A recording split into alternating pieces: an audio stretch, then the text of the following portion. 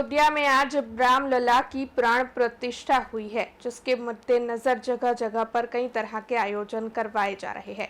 तब वडोदरा में लालकोट के सामने मौजूद तारफड़िया मंदिर पर रामधुन का आयोजन करवाया गया था, जिस दौरान बड़ी तादाद में वहां के लोग मौजूद रहे थे। दरअसल रामलला की प्राण प्रतिष्ठा महोत्सव के मद्देनजर बीते 3 दिनों से यहां पर विभिन्न कार्यक्रम आयोजित हो रहे हैं। तब आज तारफड़िया रामजी मंदिर पर रामधुन के साथ साथ महाप्रसादी का आयोजन भी करवाया गया था।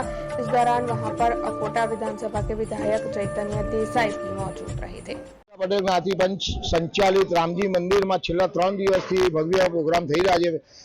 20 तारीखे भजन संध्या थई, काले सुंदरकांड प्रोग्राम हतो अने अत्यारे सवारथी रामधुन चालू छे।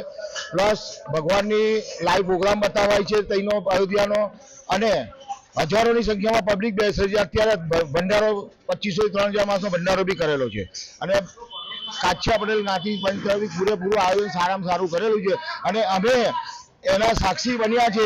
आटला मोटा 500 वर्ष जूना मंदिर बने छे एनो अमने खूब आनंद छे। अब खबरों से लगातार अपडेट रहना हुआ आसान।